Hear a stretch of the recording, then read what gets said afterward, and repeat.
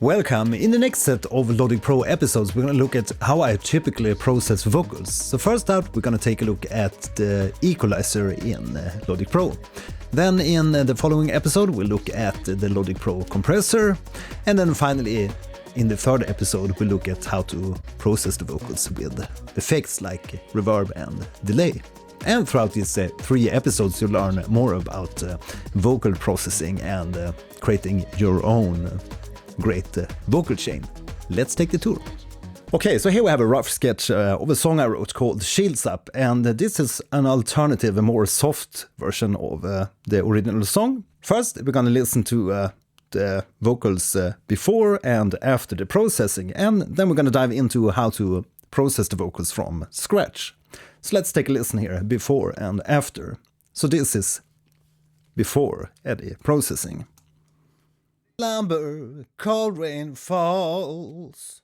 Take my yellow coat and close the door. Signs glitching, signs flashing.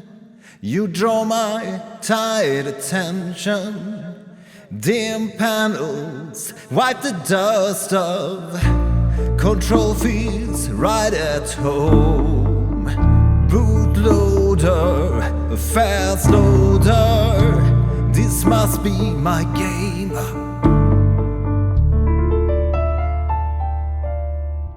As you can hear, the compression and the equalizer and the effects does a lot to the vocals, so it's very important to get this right for your songs. So let's begin with a clean audio track for the vocals. So we're gonna right click and select new audio track. And I'm gonna drag this pre-recorded vocals to this new track, and we're gonna mute the pre-processed vocals. So there we have a blank version of the vocals.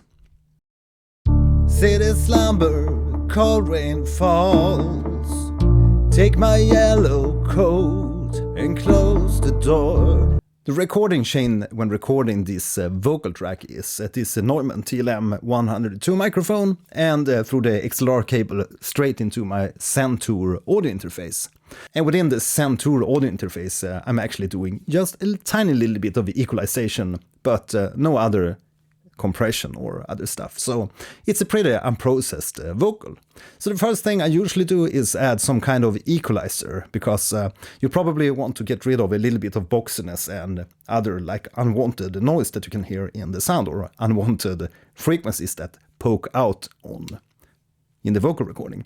It might be depending on what kind of room you record in. If you record in a very small room, you will probably get some kind of boxiness. So let's begin by adding an EQ. And the easiest way to add an equalizer on a track is just to make a click here on EQ in the track panel.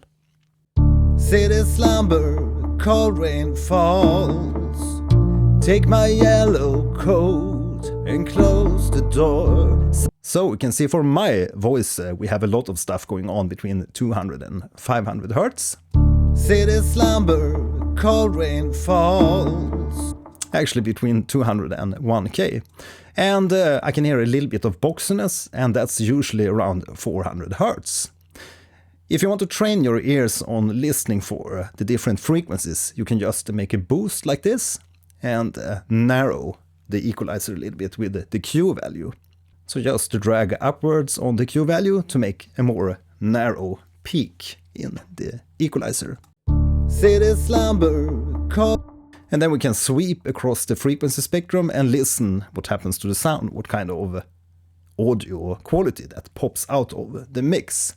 And as you can hear, if we boost this around 400 hertz, we're gonna get a lot of boxiness. City slumber, cold rain fall. And also around 500 to 600 hertz. City slumber, cold rain falls. And around 1200 to 1500 hertz, we're gonna get these kind of harsh frequencies. City slumber, cold rain falls. Take my yellow coat. And then above 4000 hertz we get to the crisp high end. And we can probably make a little boost here around 1200 to 1500 hertz. But we're gonna begin getting rid of a little bit of 450 hertz. That kind of boxiness in the vocals. City slumber, cold rain falls. Take my yellow coat and close the door. Signs glitching. Next up, we're gonna grab the next node and we're gonna go to 1200 and make a more narrow EQ. City slumber, cold rain falls.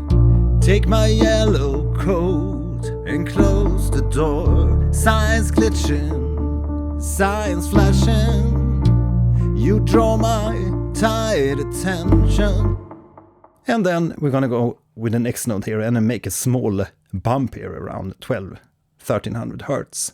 Now this microphone I think is quite good overall, but as you can hear we have some problems around 500 hertz here, which is a little bit of boxiness, and that's just because of the room structure here.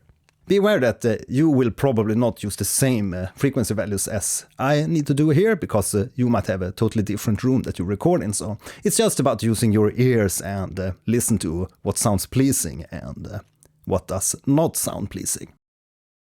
City slumber, cold rain falls.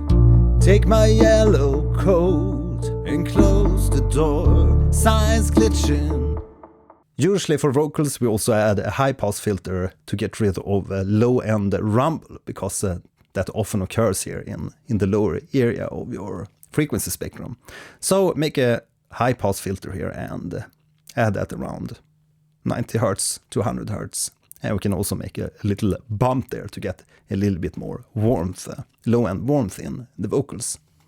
City slumber, cold rain falls. Take my yellow coat and close the door. Yeah, so I feel it's a little bit more pleasing to listen to the vocals now. Next up, we're gonna add the compression.